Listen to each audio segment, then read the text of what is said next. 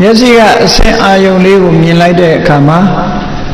စိတ်ကလေးဟာထိုအစင်းအာယုံလေးနဲ့ပျော်မွေ့ပြီးတော့သွားတယ်ကောင်းတဲ့အာယုံဆိုလို့ရှိရင်လောဘဖြစ်ပြီးမကောင်းတဲ့အာယုံဆိုရင်ဒေါသဖြစ်ပြန်တယ်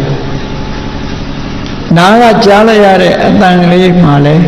ထိုစိတ်ကလေးဟာအတန်လေးနဲ့ပျော်မွေ့မယ်မိမိမကြိုက်တဲ့အတန်ဆိုရင်စัจကျင်တဲ့သဘောတွေပေါ်လာတယ်အနံ့လည်းထို့တူပဲအရသာလည်းထို့တူပဲခန္ဓာကိုယ်ရဲ့အထီးအတွေ့မှလည်းပဲထို့တူပဲမိမိစိတ်ကူးစိတ်တန်းထဲမှာပေါ်လာတဲ့အာယုံလေးတွေနဲ့တွေ့တဲ့အခါမှာလည်းပဲစိတ်ရဲ့သဘာဝဟာထို့တူပဲနှစ်သက်စရာအာယုံဆိုလို့ရှိရင်ထိုအာယုံလေးနဲ့ပျော်မွေ့ပြီးတော့နေတတ်တယ်နှစ်သက်စရာမကောင်းတဲ့အာယုံဆိုလို့ရှိရင်ထိုအာယုံကိုလည်းပဲဆန့်ကျင်နေတတ်တယ်ပေါ့ဒါလူတွေရဲ့စိတ်ရဲ့သဘာဝပဲပေါ့မဟာသတိပဋ္ဌာန်သုံးပါဆိုရင်မြတ်စွာဘုရားကစိတ်တ ानु ပတနာမိမိရဲ့စိတ်အခြေအနေတွေကိုသိဖို့အဖမန်ထထအသိပညာဖြင့်ဆင်ញင်သုံးသပ်ကြည့်ရမယ်လို့ဆင်ញင်သုံးသပ်ကြည့်တဲ့အခါမှာအဖြေတစ်ခုထုံးနိုင်အောင်ကြိုးစားလောကလူတွေကမိမိရဲ့ရုပ်မှာမိမိရဲ့မျက်နှာမှာတစုံတစ်ခုရှိမရှိအစဉ်ပြေတာဖြစ်မဖြစ်ဆိုတာကိုမှန်ကြည့်ပြီးတော့လူရဲ့ရုပ်အသွင်ကိုပြင်ကြတယ်ဝတ်စားဆင်ရင်တဲ့အခါမှာလည်းပဲမှန်ရှိမှရပ်ပြီးတော့မိမိရဲ့ပုံပန်းတရံကိုပြန်လီပြီးတော့ရှုပြီးဆင်ញင်သုံးသပ်ကြတယ်အဲလိုရုပ်ကိုပြင်တဲ့အခါမှာမှန်ရဲ့ရှိမှမိမိရဲ့မျက်နှာအနေထားဝတ်စားဆင်ရင်မှုအနေထားကိုဆင်ញင်သုံးသပ်ပြီးတော့စနစ်ကြအောင်ပြုပြင်ကြတယ်စိတ်ဓာတ်ကိုလည်းပဲထိုးတူပြုပြင်ကြရမှာအဲ့ဒါကိုမိမိစိတ်လေးဟာတကယ်ပဲတန်ရှင်းစင်ကြယ်နေတဲ့စိတ်မျိုးဖြစ်ကြလားလို့ဆိုတာကိုစိတ်ဓာတ် ानु ပတနာအနေနဲ့ကိုယ့်ရဲ့စိတ်ကလေးကိုအဖန်မှန်အထက်ထရှုမြင်သုံးသပ်ဖို့လိုအပ်တယ်လူတိုင်းမှာအသိစိတ်ကလေးတွေရှိနေကြတာဖြစ်သောကြောင့်စိတ်ဓာတ်ဆိုတာအာယုံကိုရယူတတ်တဲ့သဘောတရားအာယုံကိုသိတတ်တဲ့သဘောတရားအဲ့ဒီအာယုံကိုသိတတ်တဲ့စိတ်ဆိုတဲ့အခြေအနေတစ်ခုကိုအနုပဒနာဉာဏ်ဖြင့်အဖန်မှန်ထထဆင်ញင်သုံးသပ်ခြင်းလို့ဒီလိုအဓိပ္ပာယ်ရတယ်ပေါ့အဲ့ဒီလိုစိတ်ရဲ့အခြေအနေတစ်ခုကိုဆင်ញင်သုံးသပ်ပြီးဆိုတဲ့အခါမှာလိုအပ်ချက်တွေကဘာတွေတုံးလို့ဆိုတော့ဝိရိယလိုအပ်တယ်စိတ်အခြေအနေဆင်ញင်သုံးသပ်တာဟာတာမန်အားဖြင့်သုံးသပ်လို့မရဘူးကြိုးစားအားထုတ်မှုလိုအပ်တယ်အဲ့ဒါကိုမဟာသတိပဋ္ဌာန်သုံးပါအာတာပိလို့ဘူရိယကျိုးပန်းအားထုတ်မှုရှိရမယ်ဆိုတာအာတာပဆိုတဲ့လုံလဝိရိယရှိရမယ်လို့ဒီလိုပြောတယ်မတိတိအောင်ကြိုးစားရမယ်တမ္ပဇာနောတတိမှာတမ္ပဇာနာဆိုတာမိမိရဲ့စိတ်အခြေကိုသိနိုင်စွမ်းရှိတဲ့အသိပညာမျိုးနဲ့ရှိရမယ်တတိမှာထိုအာယုန်နဲ့စိတ်နဲ့တွဲကပ်နိုင်တဲ့တတိတရားလည်းရှိရမယ်လို့လုံလဝိရိယရဲ့အသိပညာရဲ့တတိရဲ့အဲ့ဒီသဘာဝသုံးခုပေါင်းစပ်ပြီးတော့ကိုယ့်ရဲ့စိတ်အခြေအနေလေးကိုဆင်ញင်သုံးသပ်ရမှာဖြစ်တယ်နော်အဲ့ဒါလို့ဆင်ញင်သုံးသပ်ကြည့်တဲ့အခါမှာအဖြေတစ်ခုဆိုတာထုံးတယ်မြတ်စွာဘုရားကအဖြေထုတ်ဖို့သုံးသပ်ဆင်ញင်နည်းကိုမဟာသတိပဋ္ဌာန်သုံးမှာဘယ်လိုဟောထားလို့ဆိုတရာခံဝါစိတ်တံတရာကစိတ်တံတိပသနာတိမိမိစိတ်အခြေအနေကိုဆင်ញင်သုံးသပ်တဲ့ယောဂီပုဂ္ဂိုလ်ဟာတဲ့ကိုယ်စိတ်လေးဟာမိမိရဲ့စိတ်ထဲမှာတွေ့တာမှုတွေလိုချင်မှုတွေဆိုတဲ့ရာဂတွေရှိနေသလားဆိုတာကိုဆင်ញင်သုံးသပ်တော့ကြရမယ်ရှိနေရင်ရှိနေတယ်ဆိုတာကိုသိအောင်လုပ်ရမယ်ဝိတရာဂဝါစိတ်တံဝိတရာဂစိတ်တံတိပသနာတိတွေ့တာမှုတွေမိမိစိတ်ထဲမှာမရှိဘူးဆိုလို့ရှိရင်လည်းမရှိဘူးဆိုတာသိအောင်ကြိုးစားရဆိုလိုတာကတော့ကိုယ်စိတ်ထဲမှာလောဘရှိမရှိသိအောင်ကြည့်ရမယ်လို့ဒီလိုပြောတာ ဒေါသရှိမရှိကြည့်အောင်သိအောင်လုပ်ရမယ်မောဟတွေရှိမရှိသိအောင်လုပ်ရမယ်အဲ့ဒါလို့သိအောင်လုပ်ရမှာပထမသိလာတဲ့အခါမှာအဖြေထွက်လာတဲ့အခါမှာငါစိတ်ထဲမှာလောဘလည်းရှိတယ်ဒေါသလည်းရှိတယ်မောဟလည်းရှိတယ်ဆိုရင်အဲ့ဒီလောဘဒေါသမောဟဆိုတဲ့စိတ်ရဲ့အညစ်အကြေးတွေကိုဖယ်ရှားဖို့ကြိုးစားကြရမှာပဲဒါလောကသဘာဝကိုကြည့်လိုက်မယ်ဆိုလို့ရှိရင်လူတွေဟာကိုယ်ဝတ်တဲ့အဝတ်ကလေးကိုကြည့်ပြီးဘယ်နေရာဖြစ်ညစ်ပေနေတယ်ဘယ်နေရာဖြစ်ညစ်ပေမှုမရှိဘူးဆိုတာကြည့်ရတယ်ကြည့်တဲ့အခါမှာကိုယ်ဝတ်တဲ့အဝတ်ကလေးညစ်ပေနေတယ်ဆိုလို့ရှိရင်ဆေးကြောကြဖွတ်လျှော်ကြထို့တူပဲကိုယ်စိတ်ကလေးဟာညစ်နွမ်းနေသလားတန်ရှင်းနေသလားဆိုတာကိုယ့်ကိုအကဲခတ်ကြည့်ဖို့လိုအပ်တယ်လို့မြတ်စွာဘုရားကဒီလိုဆုံးမလာပါနော်အဲ့ဒါလို့ဆုံးမတဲ့အခါမှာအဖြေဆိုတာထွက်လာမှာပဲအဖြေဆိုတာထွက်လာညင်နွမ်းနေတဲ့အဝတ်တစ်ခုကိုဆက်လက်ပြီးအသုံးပြုနေမယ်ဆိုရင်နော်မိမိအတွက်ဇာမကြီးလည်းထိခိုက်နိုင်တယ်လူမြင်သူမြင်မှလည်းအမြင်မတည့်ဘူးဖြစ်နိုင်တယ်ထို့တူပဲစိတ်ကလေးညင်နွမ်းနေတာကိုဆေးလျော်ဖွတ်လျှော်ခြင်းမလုပ်ဘဲနဲ့ဒီစိတ်ကိုလက်ခံထားမယ်ဆိုလို့ရှိရင်တော့သူတော်ကောင်းတွေရဲ့ကဲပြစ်တင်စရာဖြစ်လာမှာပဲစိတ်ညင်နွမ်းမှုဟာယုံညင်နွမ်းတာတဲ့ပို့ပြီးတော့ဆိုးတယ်လို့မြတ်စွာဘုရားဒီလိုဟောဒါကြောင့်မို့မဟာသတိပဋ္ဌာန်တုတ်မှာအရေးတကြီးမြတ်စွာဘုရားစိတ်တ ानु ပဒနာဆိုတာကိုထည့်သွင်းပြီးတော့ဟောတာ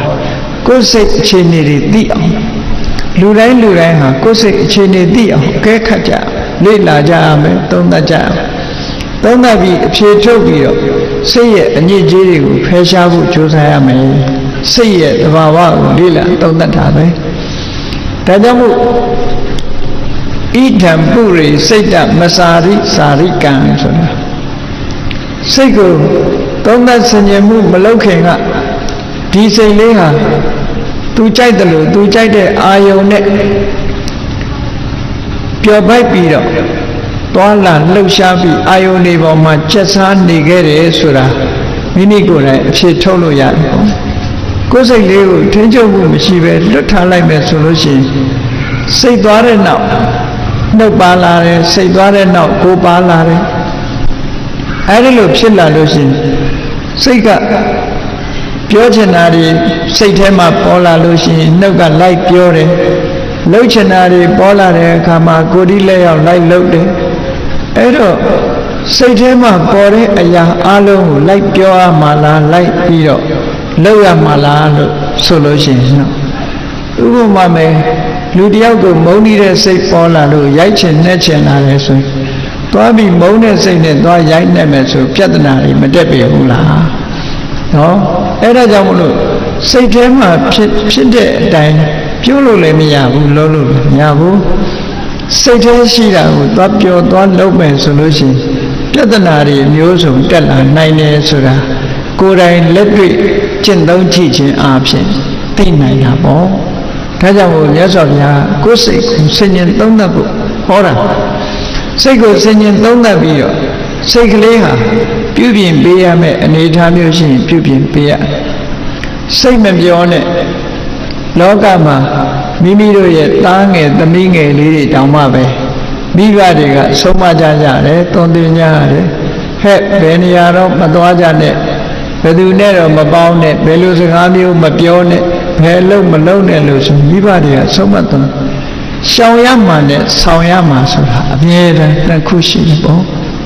ထို့တူပဲစိတ်ထဲမှာလည်းပဲမဖြစ်တဲ့နာတွေမဖြစ်ဖို့ဖြစ်တဲ့နာတွေဖြစ်ဖို့ဆိုတာဟာတဘာဝအတိုင်းပဲစိတ်ရင်သုံးသပ်ပြီးတော့ကြည့်ကြရမှာဒါကဘုရားမြတ်စွာဟောကြားတဲ့နိစ္စနစ်တစ်ခုပဲမြတ်စွာဘုရားရဲ့အဆုံးအမဟာ mind center တိချင်းလို့ခေါ်တဲ့အတိုင်းစိတ်ကိုဗဟိုပြုပြီးတော့ဆုံးမတာဒါကြောင့်မို့စိတ်ဟာအရာရာဥဆောင်နေတာဖြစ်သောကြောင့်နဲ့စိတ်ဟာပျက်စီးနေတဲ့စိတ်ကတစ်မျိုးကြည်လင်းနေတဲ့စိတ်ကတစ်မျိုးလောဘတွေဒေါသတွေမောဟတွေလွှမ်းမိုးထားလို့ရုပ်ပြက်ပုံပြက်ပန်းပြက်ဖြစ်နေတဲ့စိတ်နော်လောဘဒေါသမောဟတွေလွတ်ကင်းပြီးတော့မေတ္တာကရုဏာတွေလွှမ်းခြုံနေလို့တ တန်ရှင်းစင်ကြယ်နေတဲ့စိတ်လို့ဆိုတာစိတ်အခြေအနေဟာနှမျိုးရှိတာပဲအဲ့ဒီလိုနှမျိုးရှိတဲ့အခါမှာဒီလောဘဒေါသမောဟတွေဖြစ်စည်းထားလို့ပုံပြက်ပန်းပြက်ဖြစ်နေတဲ့စိတ်ဆိုတာကိုပဋ္ဌဋ္ဌစိတ်လို့ခေါ်တယ်အဲ့ဒီပဋ္ဌဋ္ဌစိတ်လို့ခေါ်တဲ့ပျက်စီးနေတဲ့စိတ်နဲ့မနတစေပဋ္ဌဋ္ဌေနဘာတတိဝါကရောတိဝါပြောလိုက်မယ်တစုံတစ်ခုကိုလှုပ်လိုက်မယ်ဆိုလို့ရှိရင်ဘာဖြစ်လာတတောနံဒုက္ခမနွေတိအဲ့ဒီလိုမိမိစိတ်ပျက်စီးနေတဲ့စိတ်နဲ့ပြောလိုက်ခြင်းလှုပ်လိုက်ခြင်းကြောင့်ပြဿနာတွေနောက်ဆက်တွဲလိုက်လာမှာဖြစ်တယ်လို့မြတ်စွာဘုရားဒီလိုဟောနောက်တစ်ခုမိမိရဲ့စိတ်ကလေးမှာကောင်းမြတ်တဲ့အရေးချင်းတွေတရားတွေနဲ့လွှမ်းမိုးထားတယ်တတိတွေပညာတွေနဲ့လွှမ်းမိုးနေတယ်သို့မဟုတ်အလောဘဆိုတဲ့ဒီလောဘကိုဖယ်ရှားနိုင်တဲ့သဘာဝတရားတွေလွှမ်းမိုးထားတယ်အဒေါသလို့ခေါ်တဲ့မေတ္တာစေတနာတွေလွှမ်းမိုးနေတယ်အဲ့ဒီကောင်းမြတ်တဲ့သဘာဝတရားတွေလွှမ်းမိုးထားတဲ့စိတ်ကလေးကိုပတဏစိတ်တကြည်လင်းနေတဲ့အပြစ်ကင်းတဲ့စိတ်လို့ခေါ်တယ်တရားရှိပြီကောင်းမြတ်တဲ့အတွေ့အကြံတွေရှိပြီဆိုရင်အများကောင်းကျိုးဖြစ်ပေါ်အောင်သူကကုညီတယ်ဆောင်းလျှောက်တယ်အများအကျိုးဆောင်ရွက်တယ်ဖရာဝဲတွေကျင့်ပလို့ဖရာရဲ့မြတ်စွာဘုရားကိုပူဇော်တယ်လှူဒန်းကြတယ်တရားဓမ္မထိုင်ကြတယ်တရားကျင့်ကြတယ်ကောင်းတဲ့အလုပ်တွေကိုလုပ်လာတယ်ဆိုတဲ့စိတ်ဟာတာမန်စိတ်မဟုတ်ဘူးတရားလွှမ်းခြုံထားတဲ့စိတ်အလောဘလို့ဆိုတဲ့ဒီကုသိုလ်တရားလွှမ်းခြုံထားတဲ့စိတ်အရောဒလို့ဆိုတဲ့မေတ္တာစေတနာလွှမ်းခြုံထားတဲ့စိတ်မျိုးအမောဟလို့ဆိုတဲ့အသိပညာလွှမ်းခြုံထားတဲ့စိတ်မျိုးသာဖြစ်တယ်အဲ့ဒီစိတ်မျိုးဟာပတဏကြည်လင်းနေတဲ့စိတ်ပတဏစိတ်ဓာတ်ကြည်လင်းနေတဲ့စိတ်ပဲအဲ့ဒါကိုမြတ်စွာဘုရားကမနတာစေပတဏေနဘာတတိဝါကရောတိဝါအဲ့ဒီလိုကြည်လင်းနေတဲ့စိတ်ကလေးနဲ့ပြောလိုက်မယ်ဆိုလိုက်မယ်ဟုတ်တယ်လေတကယ်ကိုစိတ်ထားကြည်လင်းနေပြီးတော့ပြောမယ်ဆိုရင်လည်းကောင်းတဲ့စကားပဲပြောတယ်လုပ်တယ်ဆိုရင်လည်းကောင်းတဲ့အလုပ်ကောင်းတယ်ဆိုတာအများအကျိုးဖြစ်ဖို့လုပ်တဲ့အလုပ်မျိုးအကောင်းလို့ပြောတယ်ဘယ်သူကမှမထိခိုက်ဘူးဘယ်သူကမှမနစ်နာစေဘူးအားလုံးချမ်းသာဖို့အားလုံးပျော်ရွှင်ဖို့ဖြစ်တဲ့အလုပ်တွေကောင်းတဲ့အလုပ်တွေစကားပြောလို့ရှိရင်ကောင်းတဲ့အကျိုးရှိတဲ့စကားတွေကိုပြောလာတယ်အဲ့ဒါကြောင့်မလို့ကြည်လင်တဲ့စိတ်နဲ့ပြောလိုက်မယ်လုပ်လိုက်မယ်ဆိုလို့ရှိရင်တတောနံဒုက္ခမနွေတိအဲ့ဒီနောက်ဟာကောင်းရချမ်းသာဒုက္ခတွေဆိုတာလိုက်ပါလာမှာဖြစ်တယ်လို့မြတ်စွာဘုရားကစိတ်ကိုဗဟိုပြုပြီးတော့ဒီလိုဆုံးမတယ်အဲ့ဒါကြောင့်မလို့စိတ်ဓာနုပဒနာအရာကိုယ်စိတ်လေးကိုအမြဲတမ်းဆန်းစစ်နေဖို့လိုအပ်တယ်ကိုယ်စိတ်လေးကိုမျက်နာကိုမှန်ကြည့်ပြီးတော့ပြင်းတယ်လို့ပဲကိုယ်စိတ်ကိုဉာဏ်နဲ့သိပြီးတော့ပြင်းနေကြမှာဖြစ်တယ်ဒါကမြတ်စွာဘုရားရဲ့အဆုံးအမအရာလုပ်နေရတယ်အဲ့ဒီလိုကိုယ်စိတ်လေးကိုဆင်ញင်သုံးသပ်ပြီးတော့ကြည့်ရှုနေခြင်းဒီပင်လေကမ္မထာတရားအားထုတ်တယ်လို့လည်းဒီပိုင်းကပြောလို့ရတယ်ပေါ့ကမ္မထာအားထုတ်တယ်ဆိုတာထိုင်ပြီးတော့နေလိုက်ထိုင်နေလိုက်ပြီးတော့အေးမနေ့မိုးလင်းကနေညနေထိငါဘယ်နှခါစိတ်ဆိုးသလဲငါစိတ်ထဲမှာဖြစ်သလားငါစိတ်ထဲမှာအမှန်မသိတဲ့မောဟတွေဖြစ်သလားမာနတွေဖြစ်သလားအိတ်တာတွေဖြစ်သလားမစ္စရိယာတွေဖြစ်သလားဆိုတဲ့မကောင်းတဲ့သဘာဝတရားတွေဖြစ်မဖြစ်ဆင်ញင်သုံးသပ်ကြည့်ရအောင်တစ်ဖက်ကလည်းငါစိတ်ထဲမှာအလောဘလို့ခေါ်တဲ့လောဘကိုဖယ်ရှားနိုင်ပြီးတော့အများပေါ်မှာရရောတဲ့ကိုယ်ပစ္စည်းကိုစွန့်လွတ်နိုင်တဲ့သဘာဝတရားတွေဖြစ်သလားအဒေါသလို့ဆိုရင်အများပေါ်မှာအကျိုးလိုလားတဲ့မေတ္တာတရားတွေဖြစ်သလားအမောဟလို့ခေါ်တဲ့အမှန်ကန်စဉ်းစားတဲ့ပညာတွေဖြစ်သလားတရားလို့ခေါ်တဲ့ယုံကြည်မှုတွေငါတဏ္ဍာမှာဖြစ်သလားတတိလို့ခေါ်တဲ့သဘာဝတရားတွေပေါ်မှာအမှတ်ရနေမှုဖြစ်သလားလို့ဆိုတာကိုယ့်ကိုဆန်းစစ်ကြည့်ခြင်းဟာကမ္မထာအလုပ်အားထုတ်ခြင်းတစ်မျိုးပဲပေါ့အဲဒီလိုအားထုတ်ခြင်းကပို့ပြီးတော့အကျိုးထိရောက်စေနိုင်တယ်ပေါ့အဲဒီလိုမိမိစိတ်လေးကိုသုံးသပ်ဆင်ခြင်ကြည့်နေခြင်းအပြင်မိမိစိတ်ရဲ့သဘာဝကိုပို့ပြီးတော့သိလာတဲ့အခါမှာ မကောင်းတဲ့စိတ်အခြေအနေတွေဆိုလို့ရှိရင်မဖြစ်အောင်ထိမ့်သိမ်းလာတယ်ကောင်းတဲ့စိတ်အခြေအနေတွေကိုတိုးတက်လာအောင်ကြိုးစားအားထုတ်လာဘာဝနာဆိုတာကောင်းတဲ့အခြေအနေတွေမဖြစ်သေးလို့ရှိရင်ဖြစ်အောင်လုပ်တာနဲ့ဖြစ်လာလို့ရှိရင်တိုးပွားလာအောင်ကြိုးစားတာကိုဘာဝနာလို့ခေါ်တာပဲဘာဝနာဆိုတာဖြစ်စေခြင်းနဲ့ပွားစေခြင်းဘာတွေကိုဖြစ်စေတာတော့ကောင်းတဲ့သဘာဝတရားတွေဖြစ်စေတယ်ကောင်းတဲ့သဘာဝတရားတွေဆိုတာတတိတွေတိုးတက်စေတယ်ပညာတွေတိုးတက်စေတယ်တမာတိတွေတိုးတက်စေဒီဟာကိုကောင်းတဲ့သဘာဝအဲ့ဒီကောင်းတဲ့သဘာဝတွေမိမိတဏ္ဍာမှာဖြစ်စေပြီးတိုးတက်လာလှုပ်ခြင်းဟာဘာဝနာအလုပ်ပဲလို့ဒီလိုပြောကြအဲ့ဒီလိုဘာဝနာအလုပ်မှာအာယုန်တစ်ခုကိုအာယုန်ပြုပြီးတော့လှုပ်ချဖြစ်တယ်အာယုန်ပြုတဲ့အခါမှာတခြားအာယုန်တွေမရှာခြင်းနေကိုယ်စိတ်လေးကိုကိုယ်အာယုန်ပြုပြီးတော့ကိုယ်စိတ်အခြေအနေဆင်ញင်သုံးသပ်နေခြင်းဟာလည်းပဲကမ္မထာလို့အားထုတ်နေခြင်းပဲဖြစ်တယ်ဟောအဲ့ဒါလို့ဆင်ញင်သုံးသပ်မှုမပြုဘူးဆိုလို့ရှိရင်စိတ်အခြေအနေတစ်ခုမကောင်းတဲ့စိတ်အခြေအနေတစ်ခုကြောင့်မကောင်းတဲ့အလုပ်တွေလုပ်မိသွားပြီဆိုလို့ရှိရင်တော့တဏှာမှာကိုယ်ကျိုးနေတဲ့ဆင်းရဲဒုက္ခတွေဖြစ်ပေါ်ပြီးတော့လာတတ်တယ်ပေါ့ဒါကြောင့်မို့ဒါနဲ့ပတ်သက်ပြီးတော့မြတ်စွာဘုရားကစိတ်နဲ့ပတ်သက်ပြီးတော့ဟောကြားထားတဲ့ဒေသနာတော်တွေမြောက်များစွာထဲမှာဝိထသုတ်တံမှာဘယ်လိုဟောတော်လို့ဆိုရင်စိတ်တွေတန်ကိလေထေ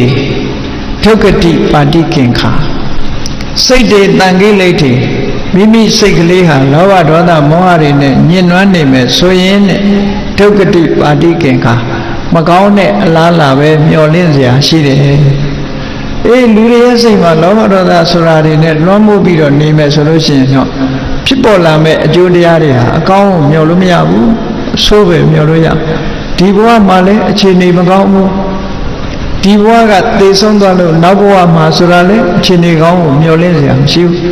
ဒုက္ခတိဆိုတာဒုက္ခတဂတိဆင်းရဲရဲ့တရား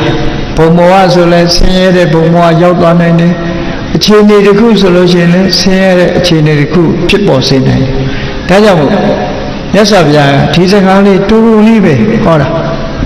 စိတ်တွေတန်ကိလေတွေစိတ်တွေညှဉ်းနှွမ်းနေမယ်ဆိုရင်ဘာတွေနဲ့ညှဉ်းနှွမ်းတာတော့လောဘဖြစ်ရင်လည်းစိတ်ညှဉ်းနှွမ်းတယ်လို့ခေါ်တယ်ဒေါသဖြစ်လို့ရှိရင်လည်းစိတ်ညှဉ်းနှွမ်းတယ်လို့ခေါ်တယ်မောဟဖြစ်လို့ရှိရင်လည်းစိတ်ညှဉ်းနှွမ်းတယ်လို့ခေါ်တယ်တစုံတယောက်မိမိနဲ့ရှင်ပြိုင်အလုံးလုံးတဲ့ပုဂ္ဂိုလ်ကကိုယ့်ရဲ့ตาသွားလို့ရှိရင်မနာလို့ဖြစ်တာလဲညှဉ်းနှွမ်းတယ်လို့ခေါ်တယ်ကိုအောင်မြင်ကြီးပွားတယ်လို့သူများကိုအောင်မြင်ကြီးပွားစေမှုမရှိဘူးဆိုတဲ့စိတ်ဟာလည်းပဲညှဉ်းနှွမ်းတဲ့စိတ်လို့ဒီလိုခေါ်တာပေါ့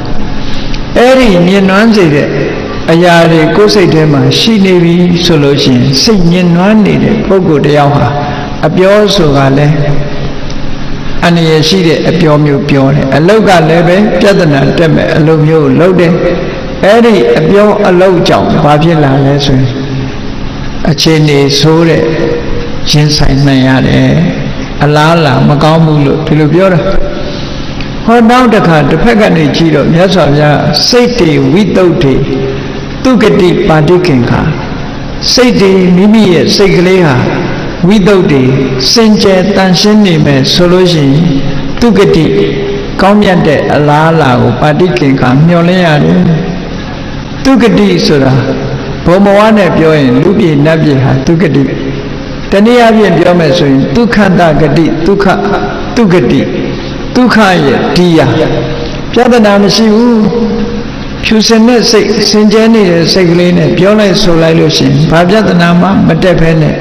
ကောင်းကျိုးချမ်းသာတွေလားမျှော်လင့်နိုင်တယ်လို့ဒီလိုဝဋ္ဌတုံးမှာမြတ်စွာဘုရားဟောပြီးတော့စိတ်ရဲ့အညစ်အကြေးဆိုတာတွေကိုထုတ်ဖော်ပြီးထိုစိတ်ရဲ့အညစ်အကြေးတွေကိုရှင်းလင်းသုတ်သင်ဖို့မြတ်စွာဘုရားကဒီလိုအဲ့တော့စိတ်ဆိုတာဆုံးမဖို့လွယ်သလားလို့ဆိုမလွယ်ဘူးဘာဖြစ်လို့မလွယ်သလဲဆိုရင်ပါပတ္တမေရမတိမနောလို့ဆိုတဲ့အတိုင်းစိတ်ကလေးဟာအာယုန်တွေနဲ့အာယုန်တွေပေါ်မှာလွင်ပါပြီးတော့ချက်စားနေကြဖြစ်လို့လောဘနဲ့တွဲတယ်ဒေါသနဲ့တွဲတယ်မောဟနဲ့တွဲတယ်အတွဲများတာနဲ့သွားပြီးတော့စိတ်ကလေးဟာဆုံးမဖို့ခက်ခဲတဲ့မိဘစကားနားမထောင်တဲ့ကလေးစိုးလေးလိုပဲမိမိရဲ့စိတ်ကလေးဟာ လွတ်ထားမယ်ဆိုလို့ရှိရင်အချိန်ကြီးဆိုးဝါးတဲ့အနေအထားမျိုးကိုရောက်သွားတယ်ဆုံးမရခက်တဲ့သဘောတရားစိတ်ကလေးဆုံးမရခက်တယ်တဲ့အဲ့ဒါလို့ကိုယ်စိတ်ကိုမနိုင်လို့ဆုံးမရခက်လို့လောကမှာပြဿနာတက်တယ်ဆိုတာလဲစိတ်ကြောင့်ပြဿနာတက်နေကြတာပဲကြီးပွားတိုးတက်သွားတယ်ဆိုတာလဲစိတ်ကြောင့်ကြီးပွားတိုးတက်သွားကြတာအဲ့ဒီသဘာဝတွေကိုဆင်ញင်စဉ်းစားပြီးတော့မြတ်စွာဘုရားဟောတဲ့အတိုင်းဘုန်းကြီးတို့တွေကြိုးစားအားထုတ်ကြအောင်ဒါကြောင့်မို့တာနုတာမဏိဝတ္ထုမှာ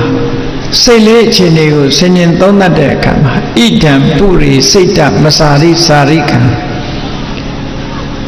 ယေနိစ္စကံယထကာမံယထာတုကံသူကြိုက်တယ်လို့ကြိုက်တဲ့နေရာမှာဒီစိတ်ကလေးဟာရှေးတုန်းကလှည့်လည်သွားလာနေခဲ့တယ်လွတ်ထားတဲ့အချိန်တုန်းကသူရိုင်းနေတိုင်းရိုင်းနေတယ်လို့ပြောတာတောထဲမှာရှိတဲ့ဆင်ရိုင်းလိုပဲစိတ်ကလေးကလည်းရိုင်းနေတိုင်းရိုင်းနေတယ်အဲ့ဒီရိုင်းနေတိုင်းရိုင်းနေတဲ့စိတ်ကလေးကိုဒီတိုင်းလွတ်မထားနဲ့တဲ့မြတ်စွာဘုရားတတိသဟံနိကေတာမိယောနိတောအမှန်ကန်ဆင်ញင်စဉ်းစားနိုင်တဲ့အသိပညာဖြင့်အဲ့ဒီရိုင်းဆိုင်နေတဲ့စိတ်ကလေးကိုနှိပ်ကွက်ပါလို့ဒီလိုပြောတာရှင်ကျေးနေတဲ့စိတ်ကလေးဖြစ်လာအောင်နှိပ်ကွက်ပေးရဆိုးနေတဲ့ကလေးလေးကိုလိမ္မာရင်ကျေးအောင်ဆရာသမားတွေမိဘတွေကဆုံးမကြလောကလူတွေကကြည့်ကြတယ်လေရိုင်းတဲ့နွားကိုရင်အောင်ဆုံးမတယ်တောထဲကဆင်ရိုင်းတွေဖမ်းပြီးတော့ရင်အောင်ဆုံးမကြတယ်သို့တော့မိမိစိတ်ကလေးကိုရဲအောင်ဆုံးမဖို့ကြတော့ခက်ခဲနေထားကြတယ်ပေါ့အဲ့ဒါကိုယ်စိတ်လေးကိုဆုံးမဖို့ဟာပိုအရေးကြီးတယ်အဲ့ဒီအဓိပ္ပာယ်နဲ့ပြောတာတတိသဟံနိကေတာမိယောနိဣဇာယနေ့ယခုအဟံငါဟာယောနိတော်မှန်ကန်တဲ့အသိပညာနဲ့ပညာနဲ့တန်ထူစိတ်ရိုင်းကိုနိကေတာမိနှိပ်ကွက်မယ်ဆုံးမမယ်ကိုမသွားစေခြင်းတဲ့စီကိုမသွားရအောင်ကိုမပေါင်းစေခြင်းတဲ့သဘာဝတရားတွေနဲ့မတွဲမိအောင်စိတ်ကလေးကိုနှိပ်ကွက်ပြီးတော့လိမ္မာရင်ကြည့်အောင်ဆုံးမရမယ်တဲ့အဲ့ဒါကိုဥက္ကမအနေနဲ့ဟောတဲ့အခါကျတော့ဟတ္ထိပဗိနံဝိယအင်္ဂုတ္တကဟောရိုင်းနေတဲ့ဆင်ရိုင်းကြီးကိုချုံးကင်ပြီးတော့ဆင်ဥဒကြီးဟာမိမိခိုင်းတာကိုလုပ်ပြီးလိမ္မာရင်ကျေးတဲ့ဆင်ဖြစ်အောင်နော်လေ့ကျင့်ပေးတယ်လို့ပဲဒါကြောင့်မို့ရှင်းပညာရှိတွေဟာစိတ်ဆင်ရိုင်းလို့ဒီလိုနာမည်သုံးထားတယ်စိတ်ကလေးဟာမုံရိုးနေတဲ့ဆင်ကြီးသည်ရိုင်းတတ်တယ်လို့ပဲစိတ်ဟာလည်းပဲရိုင်းဆိုင်တတ်တယ်ပေါ့စိတ်ရိုင်းဆိုင်မှုကြောင့်ဂျာနယ်တွေတဲ့သတင်းစာတွေထဲမှာဖတ်ကြည့်ပေါ့စိတ်ရိုင်းဝင်လာပြီဆိုလို့ရှိရင်လောကမှာအမှုတွေဖြစ်တယ်ဆိုတာစိတ်ရိုင်းဝင်လို့ဖြစ်သွားတာပဲလေဘယ်ကိစ္စပဲဖြစ်ဖြစ်ဒီမဖြစ်တဲ့နာတွေဖြစ်ပြီဆိုလို့ရှိရင်မိမိရဲ့စိတ်ဆင်ရိုင်းကိုမထိန်ကွက်နိုင်လို့ဒီလိုဖြစ်ကြအဲ့ဒါကြောင့်မလို့အဲ့ဒီစိတ်ဆင်ရိုင်းလေးကိုပညာဆိုတဲ့ချွန်းနဲ့အုပ်ပြီးတော့သုံးသပ်ရမယ်ဆင်ခြင်ရမယ်ကိုယ့်ကိုမိမိစိတ်ထဲမှာဒီဒုစရိုက်တွေနဲ့ပတ်သက်လာတဲ့အခါမှာဒေါသဖြစ်လို့တစ်ဖက်သားသို့မဟုတ်တရားဝါတကောင်ကိုတတ်ဖို့စိတ်ထဲမှာဖြစ်ပေါ်လာတယ်ဆိုလို့ရှိရင်နှိပ်ကွက်ရမယ်ကိုယ်စိတ်လေးကိုအေးသူများတဲ့တတ်ခြင်းဟာမကောင်းတဲ့အကုသိုလ်တစ်ခုဖြစ်တယ်အဲ့ဒီအကုသိုလ်မှုပြစ်မှုကိုကျွလွန်လို့ရှိရင်မင်းအတက်ကလေးတတ်တဲ့လူပေါ်လာလိမ့်မယ်လို့ကိုယ်စိတ်လေးကိုနှလုံးသွင်းတရားဆင်ခြင်ပြီးတော့စိတ်ကိုယဉ်ကျေးအောင်ထိန်းချုပ်နိုင်ရမယ်လို့ဒီလိုဆိုတာပေါ့သူများပစ္စည်းကိုလိုချင်တဲ့စိတ်ပေါ်လာလို့ရှိရင်အေးမင်းပစ္စည်းကိုသူများယူမယ်ဆိုရင်မင်းဘယ်လိုနေမလဲသူများပစ္စည်းဆိုတာမယူသင့်ဘူးလို့ကိုယ်စိတ်လေးကိုဆင်ញင်သုံးသပ်ပြီးတော့နှိပ်ကွက်ကြအောင်အဲ့ဒီလိုဒုစရိုက်တရားတွေနဲ့ပတ်သက်ပြီးတော့ကိုချင်းစာတဲ့တရားကိုရှေ့တန်းတင်ထားပြီးတော့ကိုယ်စိတ်ကိုနှိပ်ကွက်ဆင်ញင်ပေးရမယ်နှိပ်ကွက်ပေးတာအဲ့ဒီလိုနှိပ်ကွက်ထားကိုပဲစိတ်ဆင်ရိုင်းကိုပညာနဲ့ချွန်းအောင်တယ်လို့ဒီလိုဆိုတာပေါ့နော်အဲ့ဒီလိုလုံနိုင်လို့ရှိရင်ကိုယ့်ကိုလေ့ကျင့်ကြည့်လို့မကောင်းတဲ့ဘက်စိတ်ရောက်တာနဲ့တပြိုင်နက်အဲ့ဒီစိတ်လေးကိုတတိထားပြီးတော့မကောင်းတဲ့ဘက်ရောက်သွားတဲ့စိတ်ကိုကောင်းတဲ့ဘက်ရောက်အောင်လေ့ကျင့်ပြီးတော့ ပေးဆောင်ခေါ်ပေးရမယ်စိတ်ဆိုတာချင်းချောက်တန်ချင်းချောက်ရတယ်ကိုယ့်ဘာကိုချင်းချောက်ပြီးတော့လိမ္မာယဉ်ကျေးအောင်လုပ်ကြအဲ့ဒီလိမ္မာယဉ်ကျေးအောင်လုပ်တဲ့နည်းတွေအမျိုးစုံပဲနော်အနုနည်းနဲ့လောရတာရှိတယ်အကျဉ်းနည်းနဲ့လောရတာရှိတယ်အနုနည်းနဲ့လုပ်တဲ့အခါမှာဒီစိတ်တွေဒီလိုဖြစ်နေလို့ရှိရင်တန်တရားမှာဆင်းရဲဒုက္ခတွေနဲ့ကြုံရလိမ့်မယ်တရားတွေလောကမှာဆင်းရဲဒုက္ခကြုံနေတာဒီစိတ်မျိုးတွေကိုမထိန်လို့ကြုံနေတာပဲငါလည်းမထိန်နိုင်ဘူးဆိုရင်ဒီစိတ်မျိုးတွေနဲ့ကြုံရလိမ့်မယ်လို့ကိုယ်စိတ်လေးကိုမကောင်းတဲ့အာယုံကနေပြီးတော့နောက်ဆုတ်သွားအောင်မိမိရဲ့အသိဉာဏ်ရှိသည့်အားလျော်စွာကြိုးစားပြီးတော့ဟန်တားရမယ်ကောင်းတဲ့ဘက်ကနေကြည့်ပြီးတော့ဆုံးမတဲ့အခါကျတော့လောကမှာလူချင်းတူပေမဲ့လို့ကြည်တချို့လူတွေဟာချမ်းသာကြတယ်ကြွယ်ဝကြတယ်ပစ္စည်းဥစ္စာတွေသုံးနိုင်ကြတယ်ရုပ်အဆင်းတွေကလည်းကြည်လင်ကြတယ်ပညာတွေလည်းတတ်ကြတယ်အဲ့ဒါဟာစိတ်အခြေအနေသူတို့ကောင်းခဲ့လို့ဒီဘဝမှာလည်းစိတ်ကောင်းနှလုံးကောင်းရှိကြလို့ဒီလိုကြီးပွားတိုးတက်နေကြတာဖြစ်တယ်ငါဟာအဲ့ဒါလို့စိတ်ကောင်းနှလုံးကောင်းမမွေးဘူးဆိုလို့ရှိရင်သူတို့လိုကြွယ်ဝချမ်းသာပြီးတော့ပညာတတ်တဲ့ပုဂ္ဂိုလ်မျိုးဖြစ်မှာမဟုတ်ဘူးလို့ကိုယ်စိတ်ကိုဖြောင်းပြသိမ့်သွင်းပြီးတော့နှိပ်ကွက်ဆုံးမရတာလို့ဒီလိုဆိုတာပေါ့နော်ဘယ်နည်းနဲ့ဖြစ်ဖြစ်လမ်းမှန်ပေါ်ရောက်လာအောင်ကြိုးစားပြီးတော့တင်ပေးရတယ်အဲ့တော့ဒါနဲ့ပတ်သက်ပြီးတော့ဒီတန်ရုပ်ပါဠိတော်ထဲမှာနတ်သားတယောက်ကမြတ်စွာဘုရားကိုလာပြီးတော့လျှောက်တဲ့စကားလေးရှိတယ်အင်တာမမှတ်သားစရာကောင်းတယ်နတ်သားတယောက်ကသူ့ရဲ့အထင်သူ့ရဲ့အတွေးတိုင်မြတ်စွာဘုရားကိုဘယ်လိုလာလျှောက်တုံဆိုလို့ရှိရင်သူကယတောယတောမနောနိဝါရေနဒုက္ခမေတိနံတတောတတောသူပြောချင်တာကတော့ဒုက္ခမရောက်အောင်စိတ်ကိုဘယ်မှမသွားစေရဘူးတားမြစ်ရမယ်စိတ်ကိုအာယုံကိုမသွားစေရဘူးနော်စိတ်ကိုထိန်းချုပ်ရမယ်လို့သူကဒီလိုပြောတယ်ယတောမတောနိဝါရေဘယ်လိုအတွေးသူကကောင်းတဲ့အတွေးဖြစ်ဖြစ်ဆိုးတဲ့အတွေးဖြစ်ဖြစ်ဘယ်ကိုမှမသွားစေနဲ့ကိုယ်စိတ်လေးကိုထိန်းချုပ်အဲ့ဒါလို့ထိန်းချုပ်နိုင်လို့ရှိရင်တဲ့ဆင်းရဲဒုက္ခဘယ်တော့မှမကြုံနိုင်ဘူးချမ်းသာဒုက္ခရနိုင်တယ်လို့ဒီလိုပြောတယ်အဲ့ဒါလို့ပြောပြီးသူကဘာလျှောက်ပြန်လို့ဆိုတတပ္ပတောမနောနိဝါရေအာယုံအားလုံးကစိတ်ကိုတားရမယ်မသွားစေနဲ့ဘယ်ကမှမသွားစေနဲ့စိတ်လေးကိုထိန်းချုပ်ရဒီလိုဆိုရင်တတပ္ပတောဒုက္ခသမုစ္စတိအဲ့ဒါလို့အာယုံအားလုံးကနေပြီးစိတ်ကိုထုံးချုပ်လိုက်မယ်ဆိုရင်ဒုက္ခခတ်တဲ့ငြိမ်းသွားမှာပဲလို့ဒီအဓိပ္ပာယ်နဲ့ပြောတဲ့အခါကျတော့မြတ်စွာဘုရားကသူ့ကိုမှန်ကန်တဲ့အတွေးမြင်ရအောင်မြတ်စွာဘုရားကဖြောင်းပေးတယ်မြတ်စွာဘုရားကဘယ်လိုဖြောင်းပေးတုံးဆိုတော့နတ်တပ္ပတောမနောနိဝါရေတဲ့စိတ်ဆိုတာအာယုံအလုံးကတားမြစ်เสียမလိုဘူးတဲ့မတားမြစ်ရဆိုပါစို့စိတ်ဆိုတဲ့နေရာမှာတရားတရားနဲ့ဖြစ်ပေါ်လာတဲ့စိတ်ကလေးတရားစိတ်ကလေးဝင်သွားလာပြီဆိုရင်လှူခြင်းနဲ့တန်းခြင်းနဲ့ဘုရားရှိခိုးခြင်းနဲ့ဘုရားကိုအာရုံပြုခြင်းနဲ့ကုသိုလ်ကောင်းမှုတွေလုပ်ခြင်းနဲ့အဲ့ဒီလိုလုပ်ခြင်းတဲ့စိတ်လေးဟာတရားစွမ်းဆောင်လာလို့ရှိရင်ကောင်းတဲ့စိတ်အခြေအနေလေးတွေပေါ်လာလို့ရှိရင်အဲ့ဒါကိုသွားမဟန်တောင်းလို့နဲ့တဲ့မဟန်တားရဘူးတဲ့အဲ့ဒါမျိုးကြအဲ့ဒါလိုမဟုတ်ဘဲနဲ့မကောင်းတဲ့ဒုစရိုက်တွေလုပ်ဖို့စိတ်ကြံစည်လာတယ်နော်ခိုးဖို့ဝက်ဖို့ကြံစည်လာတယ်လူရက်ဖို့ကြံစည်လာတယ်ဆိုရင်တော့တားရမယ်ကိုယ်စိတ်တွေဆိုလိုတာကသူစရိုက်ဘက်ကိုတွားတဲ့စိတ်မျိုးကိုမတားရဘူးဒုစရိုက်ဘက်ကိုတွားတဲ့စိတ်မျိုးကိုသာတားရမယ်မကောင်းတဲ့အာယုံဘက်ကိုတွားမယ်ဆိုရင်တား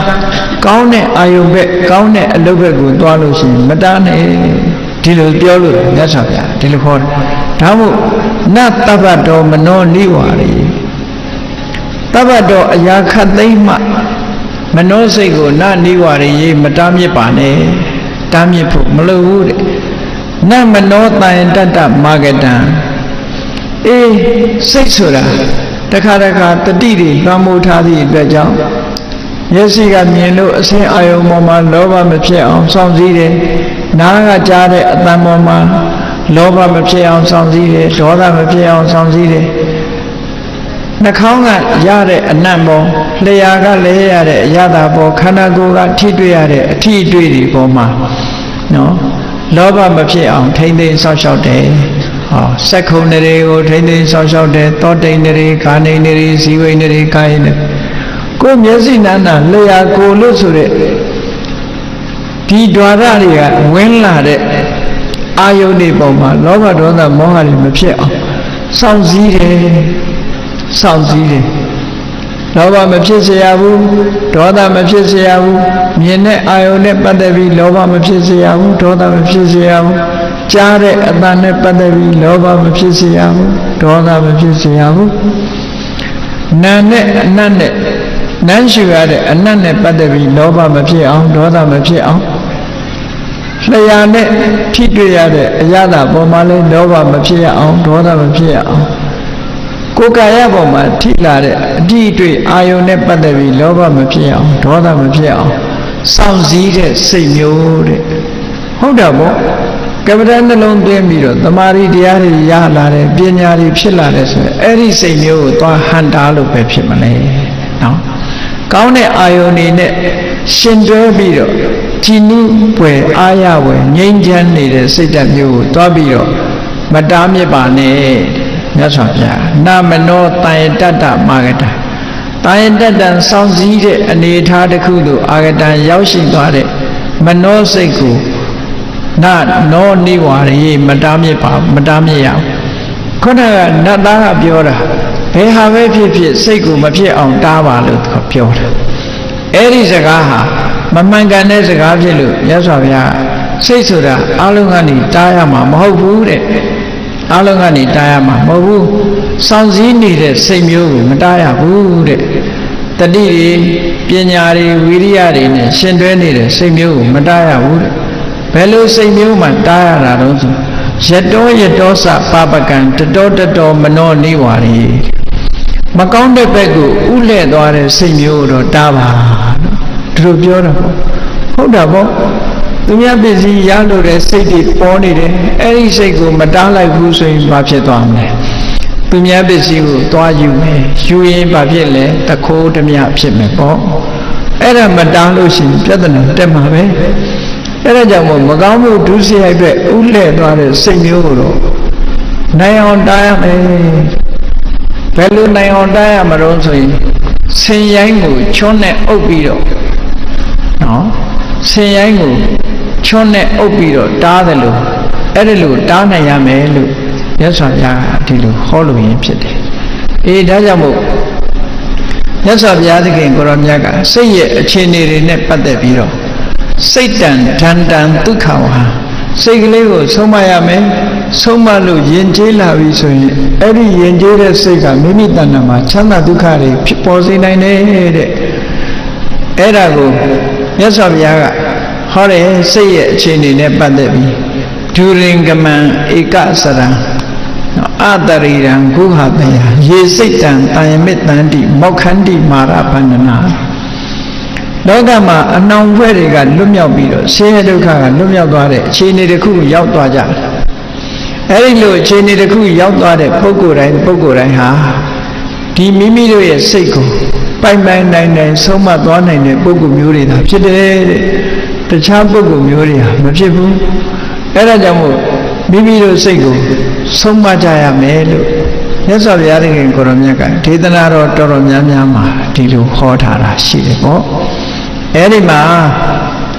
ဒုရင်ကမံဆိုတာဘုန်းကြီးတို့တွေရဲ့စိတ်အခြေအနေလေးကိုဆင်ញင်သုံးသပ်ကြည့်စိတ်ဆိုတာဘလောက်ဝေးရောက်အောင်သွားနိုင်တယ်ဟုတ်တယ်အခုလိုတရားပွဲမှာတရားနာဖို့ရောက်နေတဲ့နေ့စိတ်ကလေးဟာအိမ်ရောက်မသွားဘူးလို့လည်းမပြောနိုင်ဘူးနိုင်ငံခြားရောက်မသွားဘူးလို့လည်းမပြောနိုင်ဘူးဟိုဒီအရတ္တတာတို့တရားနာရင်ကလည်းရောက်သွားနိုင်တယ်ဘလောက်ဝေးတဲ့အာယုံကိုအာယုံပြုတ်တတ်တယ်လို့ဒါကြောင့်အဝေးကိုသွားရောက်တတ်တယ်လို့ဒီလိုအဓိပ္ပာယ်နဲ့ပြောတာနော်တကယ်ကတော့စိတ်ကလေးကအာယုံယူရတာဖြစ်တယ်မိမိရဲ့တဏ္ဍာကစိတ်ကထွက်သွားတာတော့မဟုတ်ဘူးသို့သောဘလောက်ဝေးတဲ့အာယုံပဲဖြစ်အာယုံပြုတ်နိုင်လို့ဒုရင်ကမံဝေးလံတဲ့အယတ္တိတထိအောင် လျှောက်သွားနိုင်တယ်လို့စိတ်ရဲ့အခြေအနေတွေခုမြတ်စွာဘုရားဆင်ញင်သုံးသပ်စိတ်ရဲ့သဘောပေါ်လွင်လာအောင်ပြောတာဧကစရံစိတ်ဆိုတာတစ်ခုဖြစ်ပြီးမှတစ်ခုဖြစ်တာသွားခြင်းနဲ့စိတ်ဖြစ်ပြီးမှနော်စားခြင်းနဲ့စိတ်သွားခြင်းနဲ့စိတ်ပြောခြင်းနဲ့စိတ်ဆိုခြင်းနဲ့စိတ်ဆိုတာတွေကတပြိုင်တည်းဖြစ်ကြတာမဟုတ်ဘူးတပြိုင်တည်းဖြစ်တာမဟုတ်ဘူးဥပမာပဲလူတွေကတယ်လီဗီရှင်းကြည့်ရင်မျက်စိကလည်းဇာတ်လမ်းမှာပါတဲ့အယုတ်တွေကိုမြင်တယ်နားကလည်းသူတို့ပြောဆိုနေတဲ့အသံတွေကိုကြားတယ်ဒီထဲမှာမိမိကတရေစာလေးဝါပြီးတော့နေတယ်ရည်စားပြောရင်ရည်လိုက်သေးတယ်ဆိုတော့ဒါတွေဟာတပြိုင်တည်းဖြစ်နေသလားလို့ဆိုတော့တပြိုင်တည်းဖြစ်တာမဟုတ်ဘူးတစ်ခုစီတစ်ခုပြီးမှတစ်ခုဖြစ်တာသို့တော့အလွန်လင်းမြန်တဲ့နှုံနဲ့ဖြစ်တာဖြစ်သောကြောင့်တပြိုင်တည်းဖြစ်တယ်လို့လူတွေမှာထင်နေကြတယ်ပေါ့စိတ်ဆိုတာတစ်ခုဖြစ်ပြီးမှနောက်တစ်ခုဖြစ်လို့ရတယ်ဧကစရံတစ်ခုတည်းတာတစ်ခုချင်းတာဖြစ်လို့ရှိတယ်ဘယ်လိုအဓိပ္ပာယ်ယူရတော့ဆိုရင်တယ်လီဗီရှင်းကြည့်နေလို့ရုပ်ပုံမြင်တဲ့စိတ်မြင်နေတဲ့အခိုက်မှာအတန်မကြားဘူးအတန်ကြားလိုက်တဲ့အခိုက်လေးမှာရုပ်ကိုမမြင်ဘူးသို့တော့စိတ်ရဲ့အပြောင်းလဲဟာအလွန်မြန်သည့်အတွက်ကြောင့်ရုပ်ပုံနဲ့တပြိုင်တည်းမြင်တဲ့အတန်လည်းတပြိုင်တည်းကြားတယ်လို့ဒီလိုထင်တာဘာနဲ့ဥပမာတူတော့ဆိုရင်ကလေးငယ်တွေမိစကိုပွေရမ်းတဲ့အခါမှာဘေးကကြည့်ရတဲ့ပုဂ္ဂိုလ်ဟာမီးဆက်ဝိုင်းကြီးလို့ဒီလိုထင်ရတယ်ပေါ့တကယ်တော့မီးကအဝိုင်းကြီးမဟုတ်ဘူးလင်းမြန်စွာရမ်းသည့်အတွက်ကြောင့်မီးဆက်ဝန်းကြီးလို့ဒီလိုထင်နေကြရတယ်ပေါ့အဲ့ဒီအဓိပ္ပာယ်မျိုးကိုဆိုလို့စိတ်ဟာလည်းပဲတဏှာထဲမှာတစ်ချိန်ထဲမှာနှစ်ခုတပြိုင်နဲ့မဖြစ်ဘူးတစ်ခုစီတာဖြစ်တယ်တဲ့အဲ့ဒါကိုရည်ရွယ်ပြီးတော့မြတ်စွာဘုရားကဧကစရံတစ်ခုဖြစ်ပြီးမှတစ်ခုဖြစ်တာတဲ့ကိုယ်စိတ်လေးကိုကိုယ်ဆင်ញင်သုံးသပ်ပြီးတော့အဲ့ဒါကိုမြင်နိုင်အောင်ကြည့်မယ်ဆိုလို့ရှိရင်ဒါဝိပဿနာဉာဏ်ဖြစ်နိုင်တယ်ပေါ့နော်စိတ်ရဲ့အခြေအနေလေးဟာတစ်ခုဖြစ်လာပြီးတဲ့နောက်မှာပြတ်သွားပြီးမှနောက်တစ်ခုဖြစ်တယ်ဆိုတာအလေးနဲ့ထားပြီးဆင်ញင်သုံးသပ်ကြည့်လို့ရှိရင်တမာရီစွမ်းအားတတိစွမ်းအားပညာစွမ်းအားတွေနဲ့ကြည့်တဲ့အခါမှာအချိန်ပိုင်းလေးတွေမတူဘူးဆိုတာကိုသိရှိကြမှာဖြစ်တယ်။လျင်မြန်သည့်အတွက်ကြောင့်လောကမှာမသိလိုက်တာတွေအများကြီးရှိတယ်။အလုံးတရားချစ်ခင်သူတော်စင်ပြိဿပေါင်း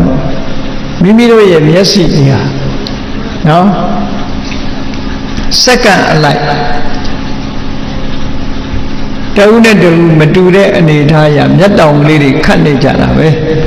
အဲ့ဒီမျက်တောင်ခတ်လိုက်တဲ့အချိန်မှာမြင်ရသလားလို့ဆိုမမြင်ရဘူးအဲ့ဒီအချိန်လေးကမှောင်သွားတာပဲသို့တော့ကိုယ့်ကိုမှောင်သွားတယ်လို့သိလားလို့ဆိုမသိဘူးဘာဖြစ်လို့မသိတာတော့ဉာဏ်လုံးအကြည့်လို့မသိတာဟောမျက်တောင်ခတ်လိုက်တဲ့အချိန်လေးမှာမမြင်ရဘူးသိကြတယ်အဲ့ဒီမမြင်ရတဲ့ပြတ်တောင်းသွားတဲ့အချိန်လေးကအမှန်တမ်းတူသည့်အတွက်ကြောင့်မျက်တောင်ခတ်တာကိုမှောင်သွားမှလည်းမသိလိုက်ဘူး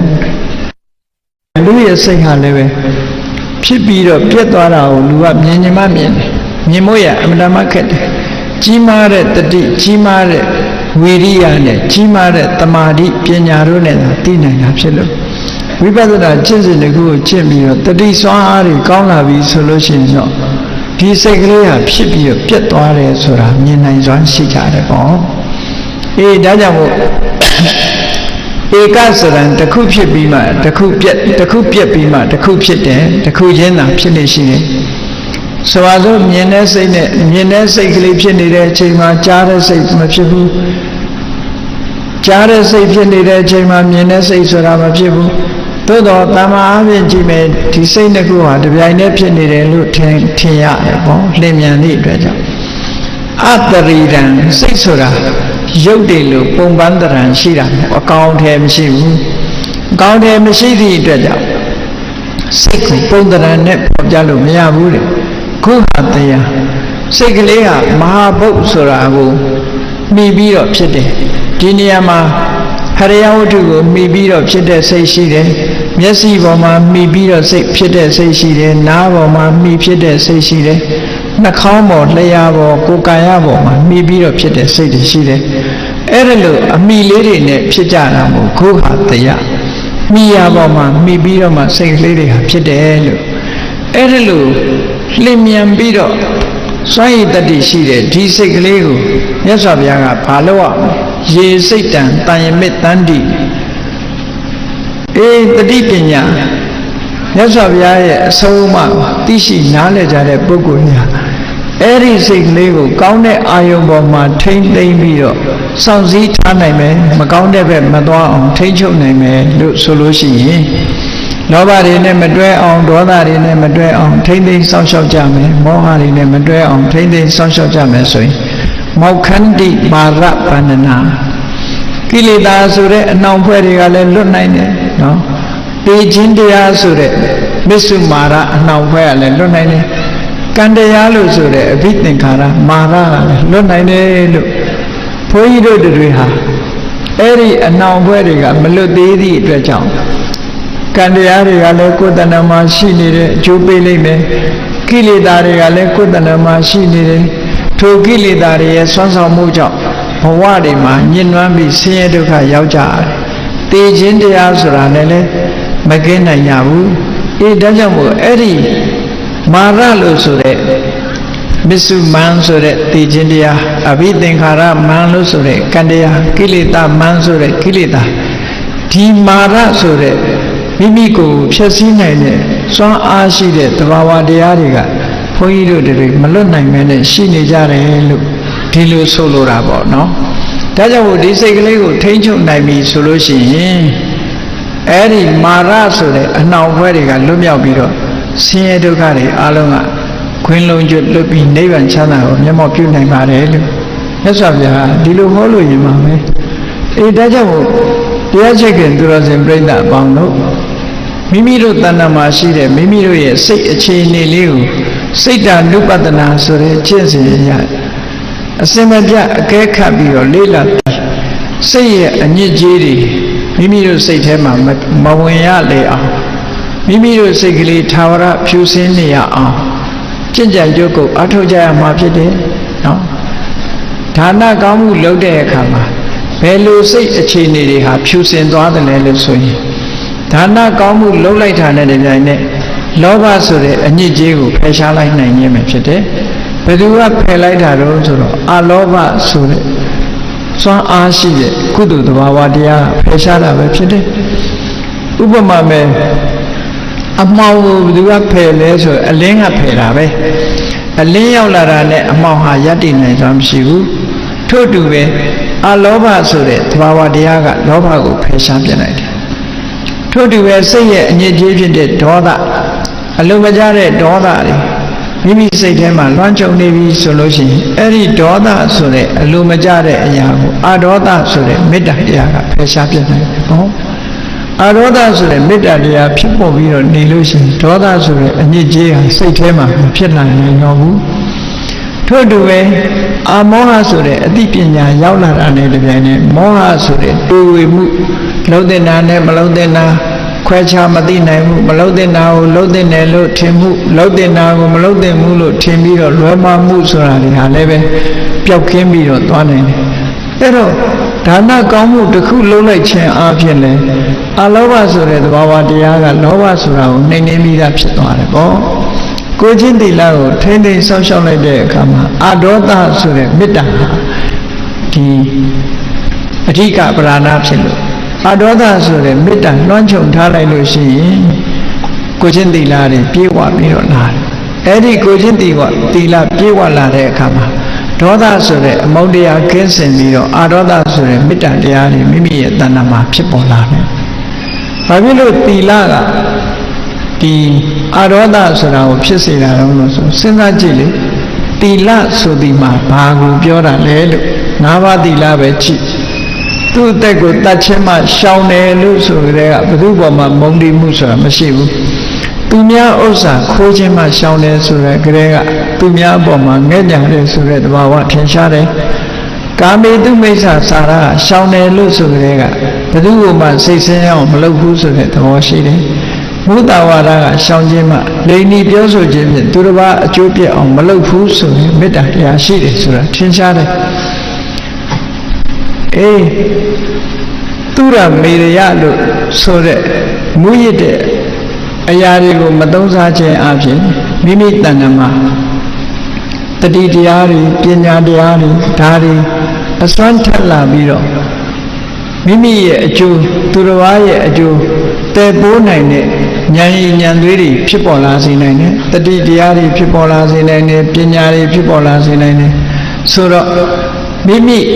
မူရစ်စေဝါမသုံးခြင်းအပြင်မိမိရဲ့မိသားစုလည်းစိတ်ချမ်းသာမှုကိုပေးနိုင်တယ်ပတ်ဝန်းကျင်ကိုလည်းစိတ်ချမ်းသာမှုပေးနိုင်တယ်မိမိကနေအများပေါ်မှာကောင်းကျိုးချမ်းသာတွေကိုပြုလုပ်နိုင်တယ်ဆိုတဲ့အနေအထားမျိုးတွေရှိလာတော့အာဒေါသဆိုတဲ့မေတ္တာတရားရဲ့တယုတ်ဟာကိုကျင့်သီလလုံနာနဲ့ပဲပြည့်စုံသွားတယ်လို့ဒီလိုပြောတာနော်အမောဟဆိုတဲ့ဉာဏ်ပညာရှိလာတာနဲ့တပြိုင်နက်ဘာဖြစ်လဲဟောအမောဟဆိုတဲ့အသိဉာဏ်ရှိလာတဲ့အခါမှာမိမိစိတ်အခြေအနေတစ်ခုကိုဆင်ခြင်သုံးသပ်လာတယ်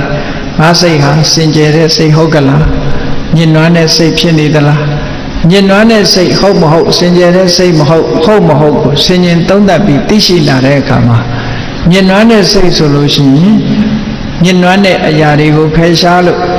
စင်ကြယ်မှုရအောင်ကြိုးစားအားထုတ်လာနိုင်တယ်ဒါကြောင့်မို့အမောဟဆိုတာဘာဝနာကျင့်ကြံကြိုးကုပ်အားထုတ်ခြင်းအပြင်မိမိရဲ့စိတ်အစဉ်လေးဟာစင်ကြယ်ပြီးတော့လာနိုင်တယ်လို့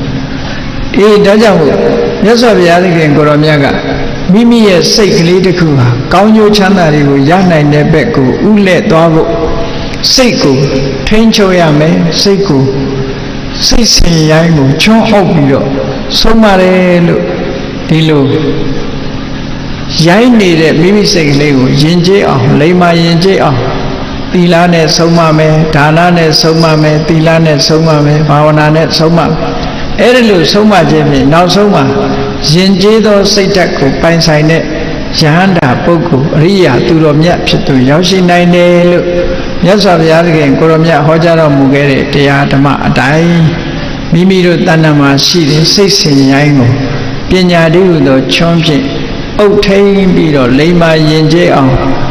ဆုံးမနိုင်တဲ့သူတော်စင်သူတော်မြတ်များဖြစ်ကြရအောင်